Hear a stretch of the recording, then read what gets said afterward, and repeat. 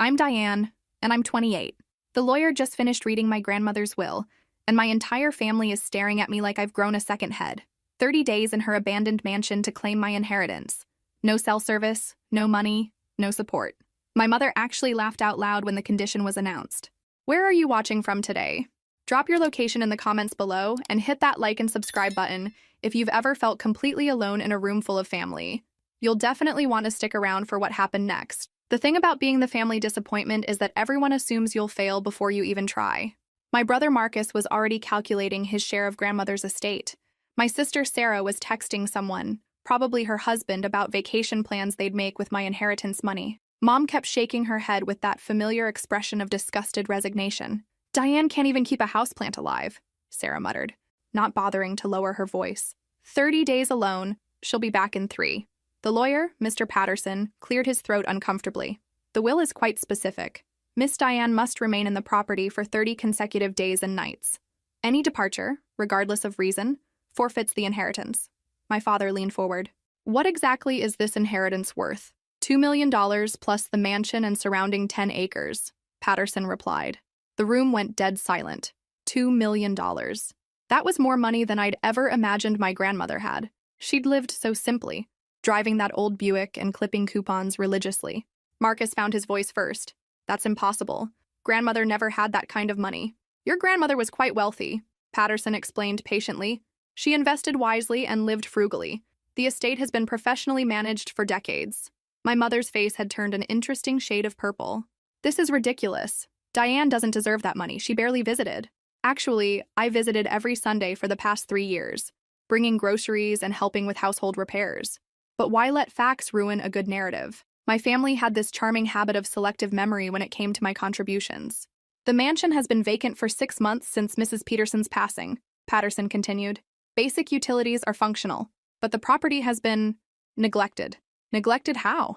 I asked, speaking for the first time since the reading began. Patterson hesitated.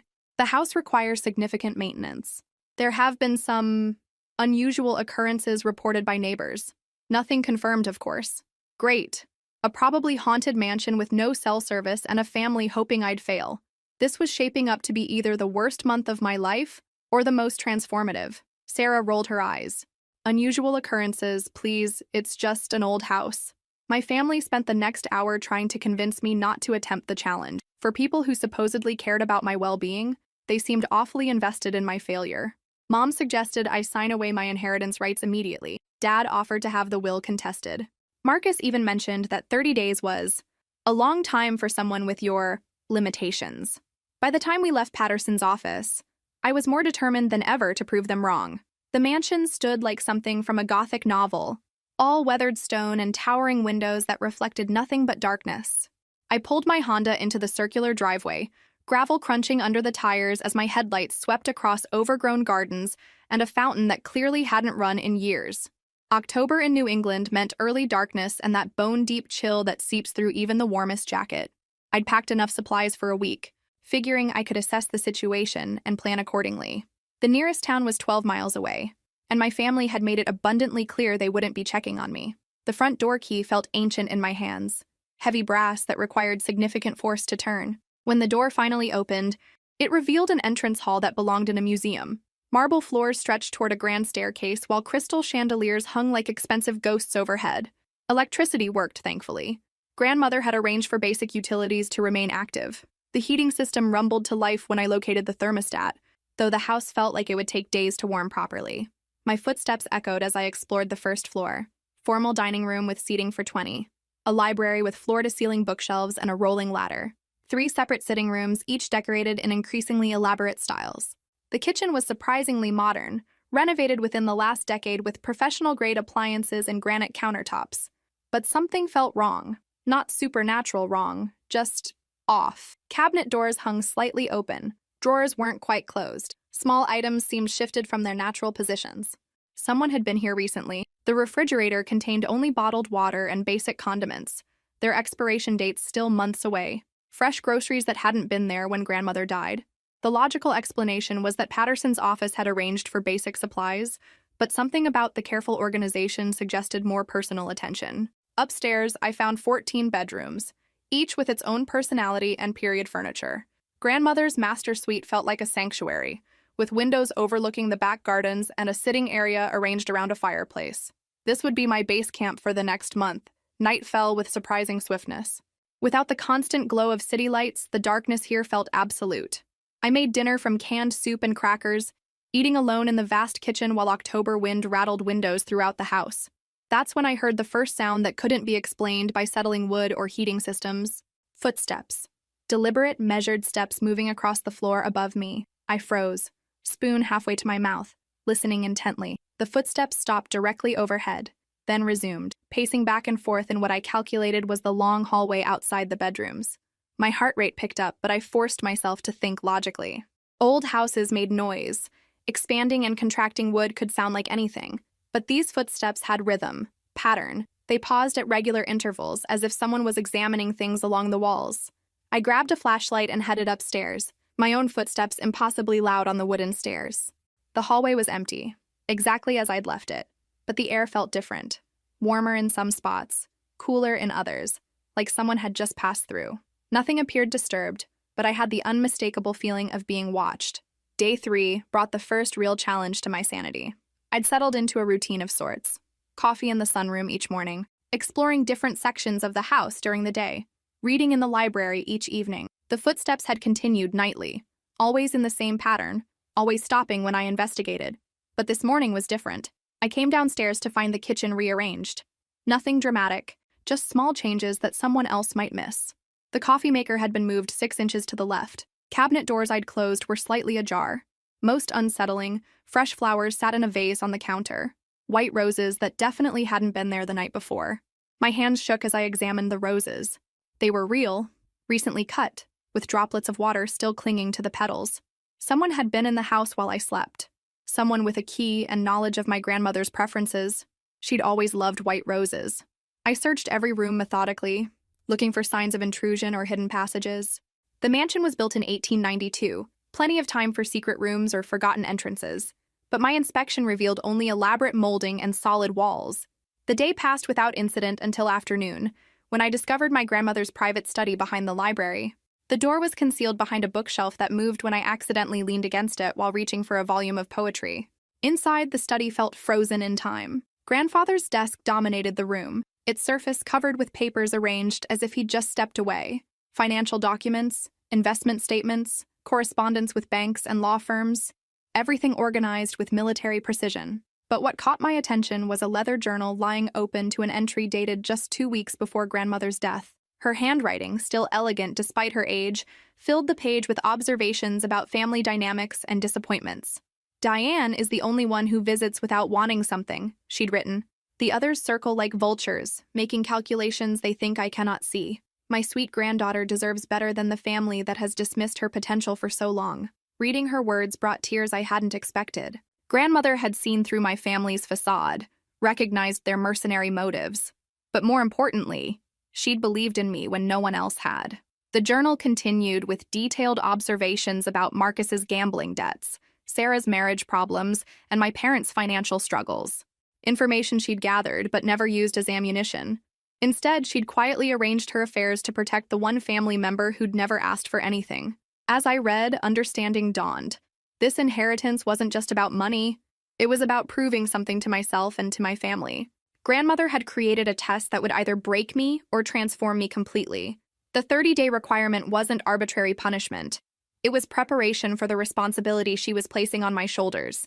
Have you ever realized someone believed in you more than you believed in yourself? That recognition can be both liberating and terrifying. The mysterious roses appeared again on day 7, this time accompanied by a plate of homemade cookies that were still warm. Someone was definitely taking care of me, but their identity remained frustratingly elusive. The cookies were delicious, chocolate chip with sea salt, made from a recipe I remembered from my childhood. I'd started leaving notes, hoping to communicate with my mysterious caretaker. "Thank you for the flowers and cookies. I'd like to meet you." But my notes disappeared without response, replaced only by more small kindnesses. Fresh bread on the kitchen counter. A fire already crackling in the library fireplace when I came downstairs. Books moved to prominent positions, all titles about courage and self-reliance. The isolation was getting to me, but not in the way my family had predicted. Instead of feeling trapped or desperate to leave, I was experiencing something unexpected: peace. For the first time in years, no one was criticizing my choices or comparing me unfavorably to my siblings. No one needed anything from me or demanded I justify my existence. I'd brought art supplies, thinking I might have time to paint during quiet moments. Now I found myself creating more than I had in years.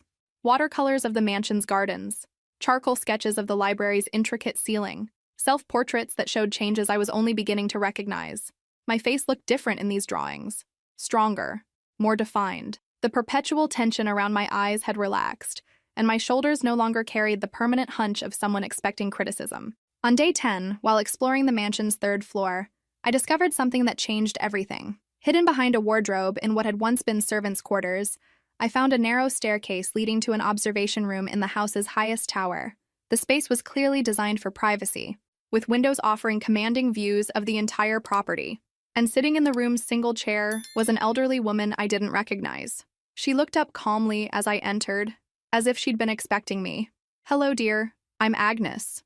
I've been taking care of this place since your grandmother passed." My heart nearly stopped. "You're real." I thought I was losing my mind. Agnes smiled gently. "Very real. I was Eleanor's housekeeper for 40 years. When she knew her time was coming, she asked me to watch over you during your month here. She was worried about your family's reaction to the will. You've been leaving the roses. And the cookies. Eleanor loved white roses. And you always enjoyed my chocolate chip cookies when you visited as a child." Agnes stood slowly, her movements careful but steady. She wanted you to feel supported, not abandoned. The relief was overwhelming. "Why didn't you introduce yourself earlier?" Eleanor's instructions were specific. I was to observe first, help from the shadows, and only reveal myself if you seemed to be struggling. But you're doing better than anyone expected, including yourself. Agnes led me downstairs to a cozy apartment I hadn't known existed, built into the mansion's east wing. Her living space was warm and welcoming, filled with photographs spanning decades of service to my grandmother's family.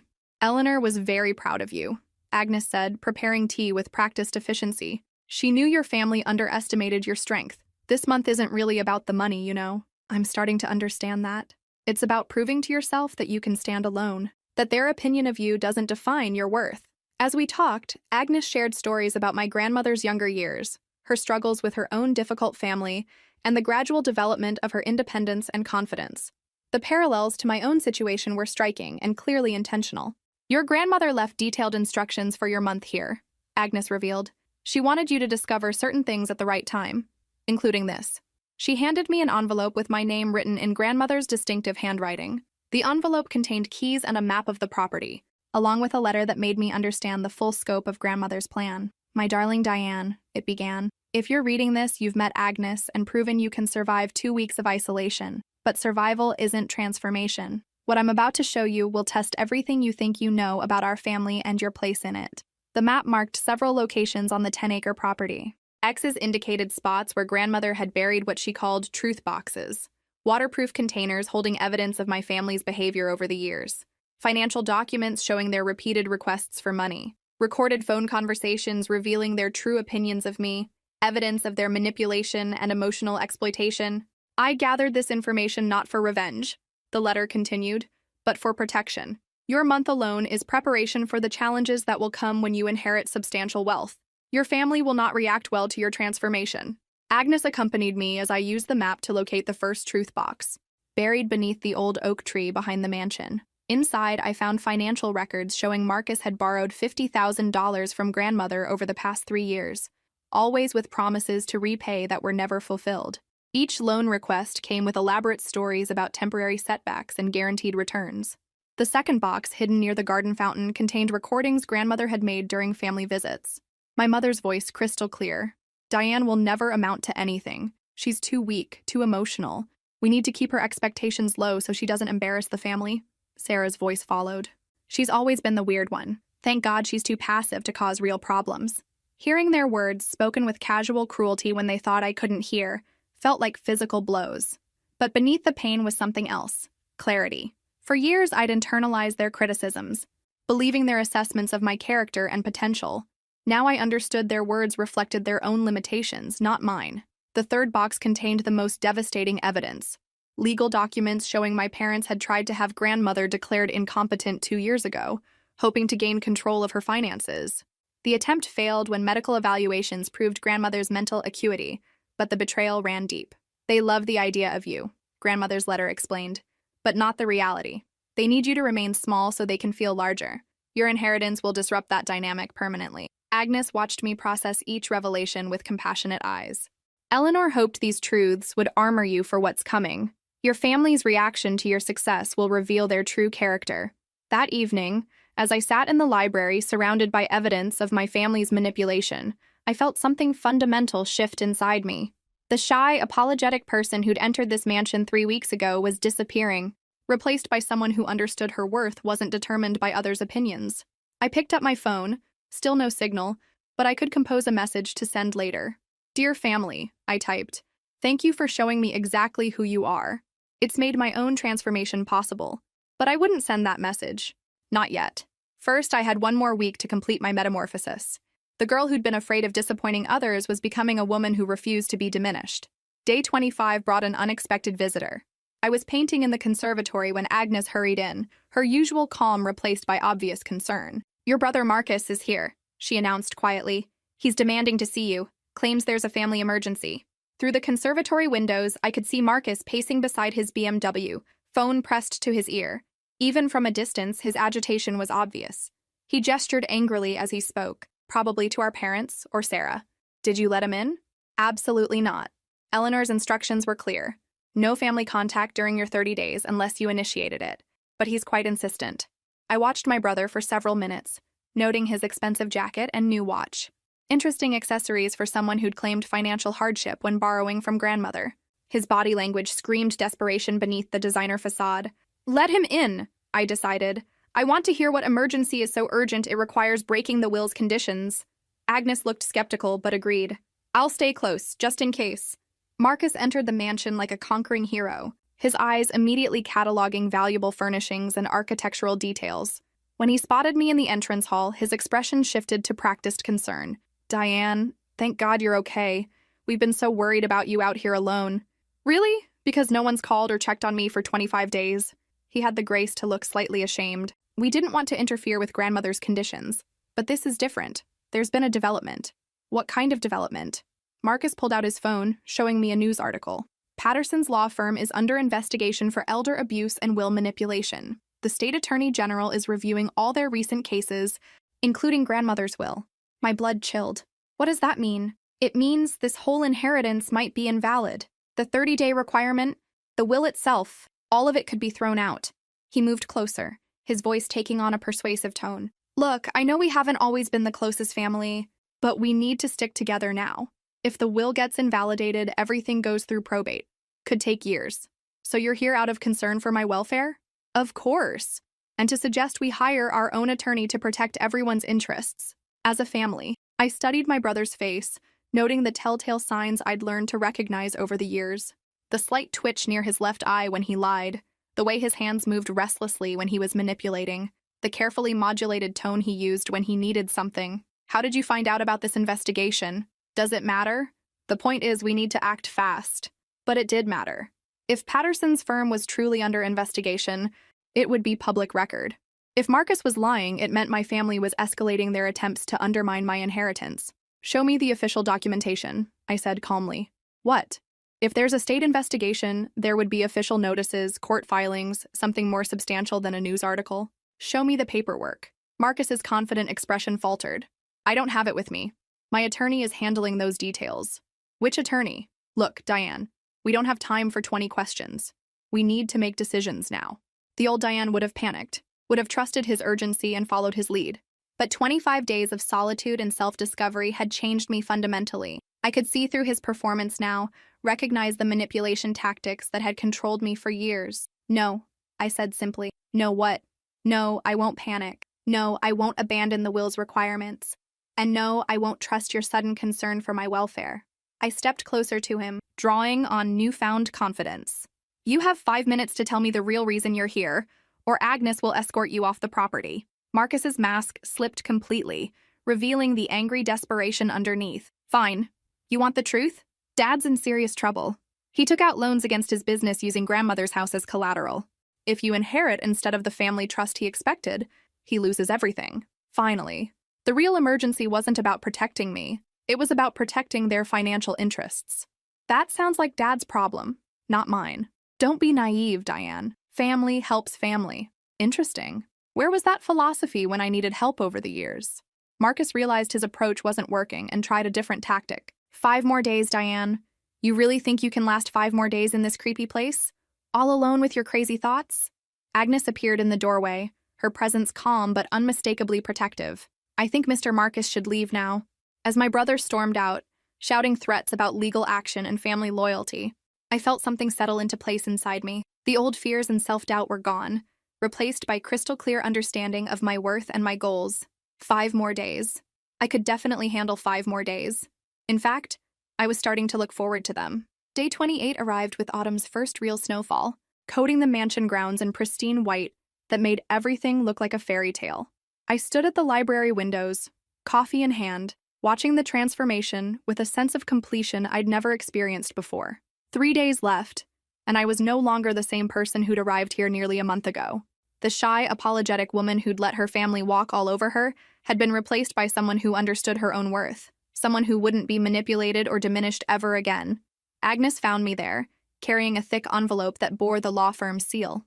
"This came by special courier," she said, her expression carefully neutral, "from Mr. Patterson's office." My hands trembled slightly as I opened it, remembering Marcus's claims about investigations and invalidated wills. Inside were 3 documents: a completion certificate for my 30-day residency, a detailed inheritance portfolio, and a letter from Patterson himself. "Miss Diane," the letter began, "I hope your month at the mansion has been transformative rather than merely challenging. Your grandmother designed this experience specifically for you, knowing it would either break you completely or forge you into the woman she believed you could become." The inheritance portfolio was staggering. $2 million in liquid assets, but that was just the beginning. Grandmother had owned rental properties across 3 states, a portfolio of blue-chip stocks, and several business investments that generated substantial monthly income. The total estate value exceeded $6 million. But the real surprise was the final paragraph of Patterson's letter. Your grandmother also established a trust fund that has been providing anonymous financial support to your family members for the past 5 years. Monthly payments to your parents, your siblings, even covering Marcus's gambling debts and Sarah's credit card bills. They have no idea this assistance came from Eleanor, believing instead that their financial struggles resolved through their own efforts. Agnes watched my face as I processed this information. She never told them.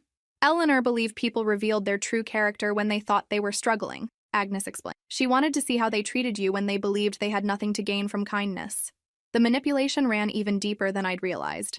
My family's cruelty toward me had continued even while grandmother was secretly solving their financial problems. They'd had no excuse for their behavior except their own character defects. "There's more," Agnes said gently. "Eleanor left specific instructions for how you should handle their reaction to your inheritance.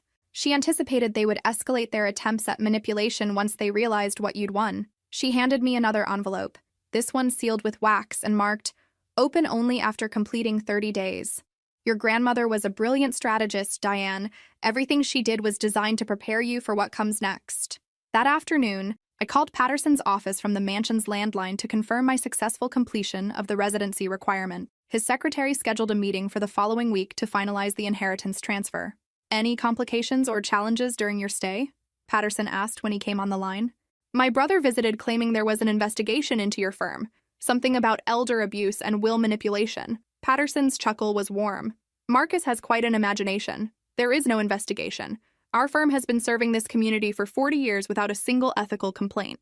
Your grandmother predicted someone might try that particular manipulation tactic?" Of course she had. Grandmother had been 10 steps ahead of everyone, including me. That evening, as I packed my few belongings and prepared for my return to the outside world, I felt a strange mix of excitement and apprehension. The mansion had been my cocoon, the place where I'd transformed from caterpillar to butterfly, but soon I'd have to test these new wings in the real world.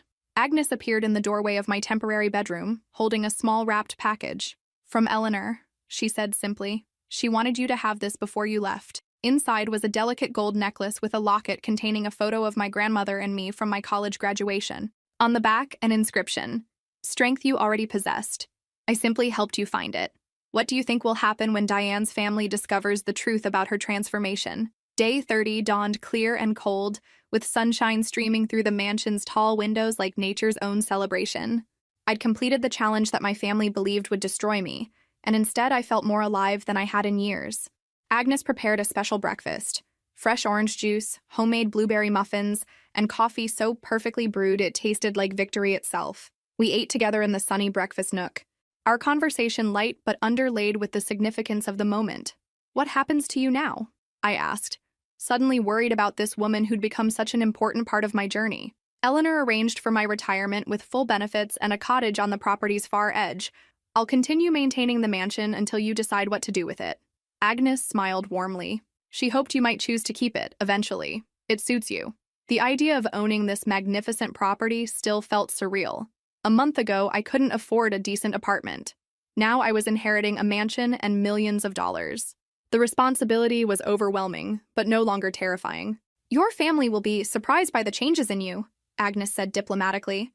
"They'll be furious, especially when they learn about the trust fund grandmother established for them." Eleanor suspected they might react poorly to losing their invisible safety net. She prepared for various scenarios. At noon, exactly 30 days after my arrival, Patterson's car crunched up the gravel driveway. He emerged carrying a briefcase and wearing the satisfied expression of a man whose carefully laid plans had succeeded perfectly. "Miss Diane," he called out cheerfully, "you look remarkably well for someone who's spent a month in isolation." "I feel remarkably well," I replied, and meant it completely. Inside the mansion's formal dining room, Patterson spread documents across the polished table, while Agnes served coffee and those incredible cookies that had sustained me through my transformation. "Before we begin the official transfer," Patterson said, pulling out a sealed envelope, "your grandmother left final instructions to be read only upon your successful completion of the 30-day requirement." The envelope contained a single sheet of paper in grandmother's elegant handwriting. "My dearest Diane, if you're reading this, you've proven what I always knew, that you possess strength, courage, and character far beyond what others recognized. The money I'm leaving you is substantial, but it's not the real inheritance. The real inheritance is the woman you've become during this month of solitude and self-discovery. Your family will not react well to your transformation. They've invested years in keeping you small and manageable, and your newfound confidence will threaten their perception of family dynamics. Be prepared for manipulation, guilt trips, and possibly even legal challenges. But remember, you've already survived their worst. You've proven you can stand alone. Now use that strength to build the life you've always deserved." Patterson cleared his throat.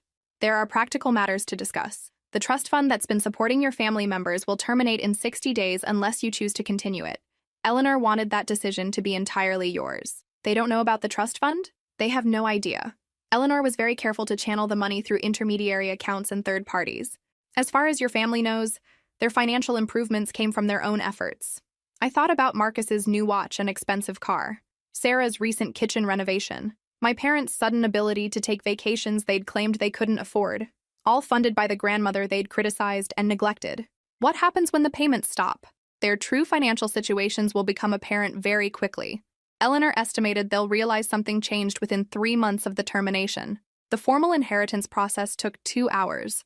Signatures on dozens of documents, explanations of tax implications, arrangements for managing liquid assets and property transfers. By the time we finished, I was officially one of the wealthiest single women in the state. "One final item," Patterson said, producing a small silver key. "Your grandmother's safety deposit box. She insisted you open it personally, alone." As Patterson's car disappeared down the driveway, I stood in the mansion's entrance hall holding the key and feeling the weight of infinite possibilities. Tomorrow, I would return to my regular life, but everything had changed. My perspective, my confidence, my understanding of my own worth. Agnes appeared beside me, her expression knowing. "Ready for the next chapter?" she asked. "More ready than I've ever been for anything. But first, I had a safety deposit box to open and a family confrontation to prepare for." Grandmother's final lessons were waiting. The First National Bank safety deposit box vault felt like a mausoleum, all marble and hushed reverence. The bank manager, Mrs. Foster, led me through the security procedures with the solemnity reserved for significant financial matters. "Your grandmother visited this box monthly for the past 10 years, she mentioned as we walked toward the vault. "Always came alone, always stayed exactly 30 minutes. Grandmother's box was larger than I'd expected, requiring 2 keys to open. Inside, I found documents that reframed everything I thought I knew about my family's history. The first folder contained my grandfather's real will, not the document my family had referenced over the years, but his actual final testament. In it, he'd left the bulk of his estate directly to grandmother, with specific instructions that it should ultimately benefit the grandchild who demonstrates genuine character and kindness. My family had been operating under the assumption that grandfather's money had been divided equally among his children, with grandmother receiving only a modest widow's portion. They had no idea she'd controlled the entire fortune for 30 years. The second folder revealed why grandmother had been so secretive. Financial records showed my father had attempted to have both grandparents declared incompetent multiple times throughout the 1990s, hoping to gain access to their assets. Each attempt had failed, but the pattern of greed and manipulation stretched back decades. But it was the third folder that truly shocked me. Private investigator reports on each family member, compiled over the past 5 years. Marcus's gambling addiction was worse than anyone knew. He owed money to several loan sharks and had been using family connections to secure additional credit. Sarah's marriage was failing because her husband had discovered her affair and her secret credit card debt. My parents were facing foreclosure on their house and had been hiding the severity of their financial situation from everyone. Grandmother had known about all of it, had been quietly managing the fallout, protecting the family's public image while documenting their private failures. The final item in the box was a video recording, marked for Diane's eyes only. Mrs. Foster led me to a private viewing room where I could watch the recording undisturbed. On screen, grandmother appeared exactly as I remembered her. Elegant, composed, with those sharp eyes that missed nothing. "Hello, my dear," her recorded voice began. "If you're watching this, you've successfully completed your month at the mansion, and you're ready for the final phase of your inheritance education." She leaned forward slightly, her expression becoming more serious. "Your family is about to face a financial crisis of their own making. Without the trust fund support they don't know they've been receiving, their carefully constructed lives will begin collapsing within weeks. They'll become desperate, and desperate people make poor decisions." My grandmother's image continued. "They'll come to you for help, not because they've recognized your worth or want to rebuild family relationships, but because they'll see you as their only available resource. How you handle their requests will determine whether you've truly learned what this inheritance was meant to teach you." The recording lasted 20 minutes, covering scenarios grandmother had anticipated and strategies she recommended for handling family manipulation. Her final words were burned into my memory. "Remember, dear one, you don't owe anyone your peace of mind, your financial security, or your newly discovered self-worth. The people who truly love you will celebrate your success. The others will reveal themselves through their reactions to your good fortune." Driving home from the bank, I felt the full weight of the responsibility grandmother had placed on my shoulders. This wasn't just about managing money, it was about managing family dynamics that had been toxic for decades.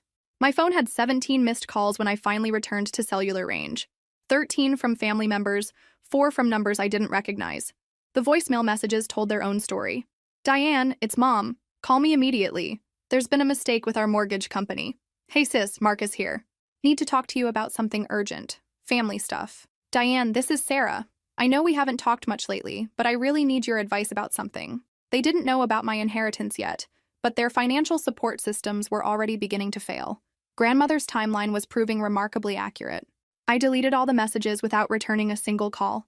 2 weeks after leaving the mansion, I was settling into my new reality when the explosion happened. Not a literal explosion, but the moment my family discovered the truth about my inheritance and their own precarious financial situation. I was in the middle of my first meeting with a financial advisor, discussing investment strategies and charitable giving options, when my phone erupted with calls and text messages. 23 missed calls in 30 minutes, all from family members who had apparently learned about my windfall. The first text message from my mother was typical. "How dare you keep this secret from us? Family shares important news." Marcus was more direct. "We need to talk. Now." Sarah's message revealed how they'd found out. "Mrs. Peterson's neighbor saw you driving a new Mercedes and called Mom asking about your sudden wealth. Explanation required." I'd purchased the Mercedes the day before, a modest luxury considering my new financial status, but apparently flashy enough to attract neighborhood attention in my old working-class area. The financial advisor, Mr. Westbrook, noticed my distraction. Family complications from sudden wealth? Something like that. Very common. Money changes family dynamics in ways people don't anticipate. The key is establishing boundaries early.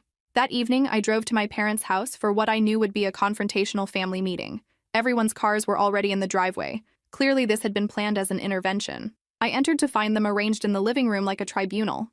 Mom and Dad on the couch, Marcus in Dad's recliner, Sarah perched on the chair arm.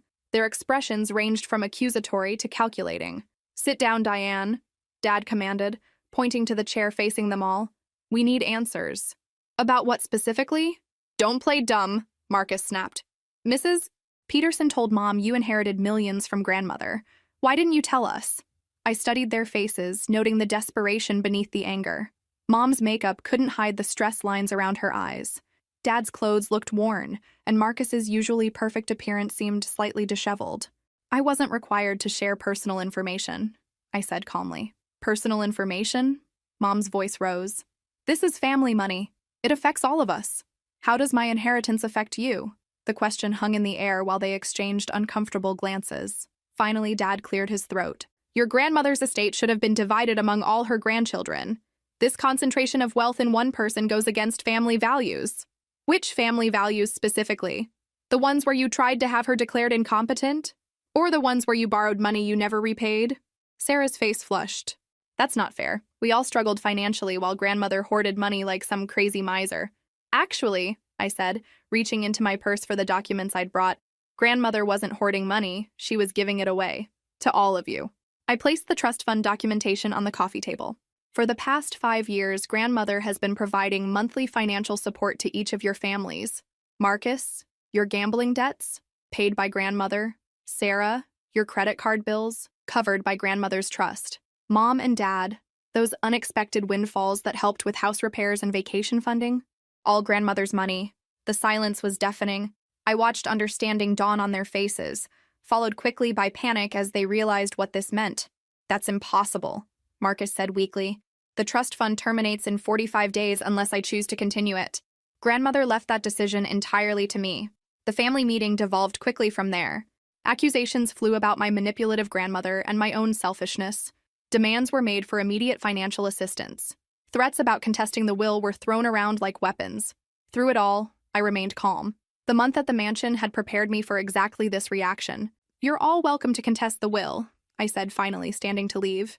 "But you should know that grandmother documented every attempt you made to access her money over the years. Patterson has recordings, financial records, even private investigator reports on your activities." I headed toward the door, then turned back.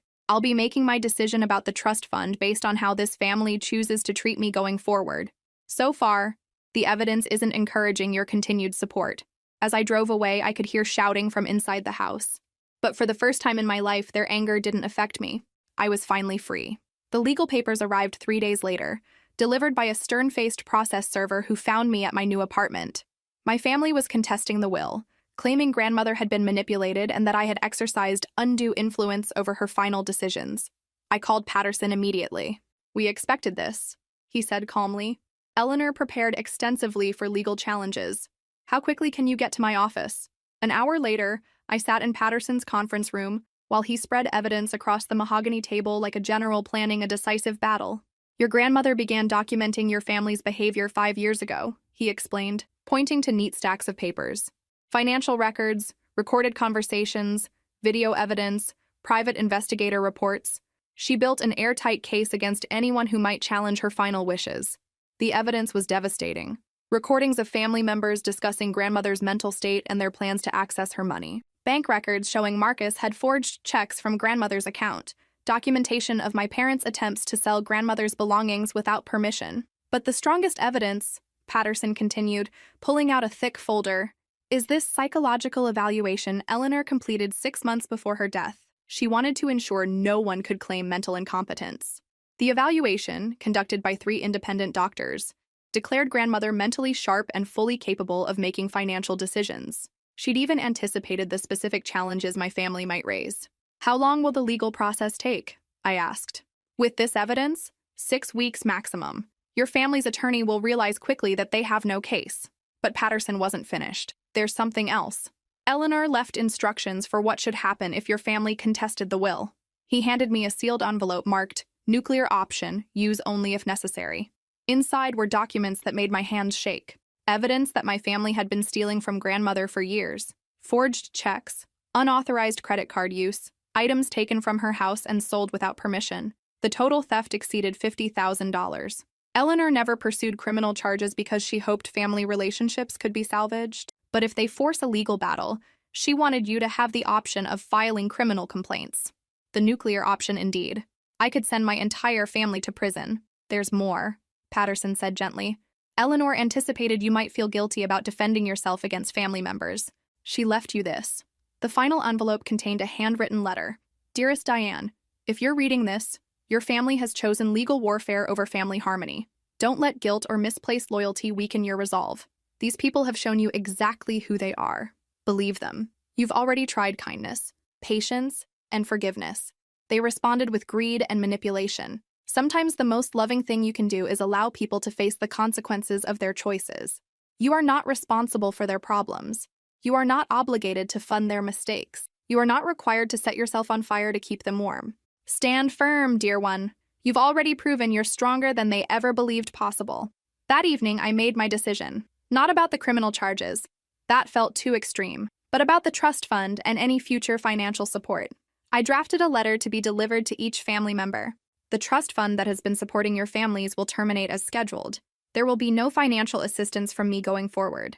I've learned that supporting people who don't appreciate it only enables their worst behaviors. If you choose to continue the legal challenge to grandmother's will, I'll be forced to present evidence of your financial crimes against her over the years. The choice is yours. I signed the letters and arranged for delivery the next morning. By noon, my phone was ringing with calls from family members wanting to discuss things rationally. Marcus left a voicemail saying they were dropping the legal challenge and just wanted to work things out as a family. Too little, too late. 6 months later, I stood in the mansion's conservatory, watching Agnes tend to the white roses that had become my grandmother's living memorial. Sunlight streamed through the glass panels, creating rainbow patterns on the floor where I'd once painted watercolors of my transformation. The legal challenge had collapsed within 2 weeks, exactly as Patterson predicted. My family's attorney withdrew from the case after reviewing grandmother's evidence, explaining that pursuing the challenge would likely result in criminal charges against his clients. The financial consequences had been swift and brutal. Without the trust fund supporting them, Marcus filed for bankruptcy within 3 months. Sarah's marriage ended when her husband discovered the full extent of her debts. My parents lost their house and moved into a small apartment, forced to downsize dramatically. But the most significant change wasn't their financial ruin. It was my complete emotional freedom from their manipulation. I'd established my new life carefully and deliberately. The mansion became my primary residence, filled with artwork and books and the kind of beauty I'd always dreamed of surrounding myself with. I started a foundation focused on helping young women escape toxic family situations, understanding intimately how difficult it was to break free from psychological manipulation. Agnes remained as property manager and had become something like the grandmother I'd always needed, supportive without being controlling, proud without being possessive. "Any regrets?" she asked, joining me in the conservatory with 2 cups of coffee and a plate of those legendary cookies. "None," I replied, and meant it completely. My family had made a few attempts at reconciliation, but their efforts revealed they still didn't understand what they'd done wrong. Marcus wanted a loan to get back on his feet. Sarah suggested I buy her a house for family unity. My parents had written a letter explaining that families should stick together through hard times. All their requests focused on what I could do for them, not on acknowledging their past behavior or making genuine changes. I'd learned that real family isn't determined by blood relations, but by mutual respect, support, and genuine care. Agnes showed me more family love in 1 month than my biological family had provided in 28 years. "Your grandmother would be so proud," Agnes said, settling into the chair beside mine. "You've become exactly the woman she knew you could be." Through the conservatory windows, I could see the grounds where I'd once walked as a scared, uncertain person, hoping to prove herself worthy of inheritance. Now I understood that I'd been worthy all along. The inheritance had simply been grandmother's way of helping me recognize my own value. My phone buzzed with a text from Charlotte, my college friend who'd become my closest confidant through this transformation. "Dinner tonight? I want to hear about your plans for the scholarship program." I smiled, typing back, "Absolutely, I have so much to tell you." The scholarship program was my latest project, funding college educations for young women from difficult family situations. Applications were pouring in from across the state, each one a reminder that I wasn't the only person who'd struggled with family dynamics and self-worth. As the sun set over the mansion grounds, painting everything in golden light, I felt the deep satisfaction of a life being lived authentically. Not the life my family had planned for me, not the small, apologetic existence they'd tried to maintain, but the bold, purposeful life I'd chosen for myself. Grandmother's inheritance hadn't just given me money, it had given me permission to become who I truly was, and that transformation, it turned out, was worth far more than any amount of money. If this story resonated with you, make sure to like and subscribe for more stories about finding strength in unexpected places. Remember that your worth isn't determined by others' opinions. Sometimes the most important inheritance is the one you give yourself. The mansion stood strong against the evening sky, a symbol of endurance and transformation, just like the woman who now called it home.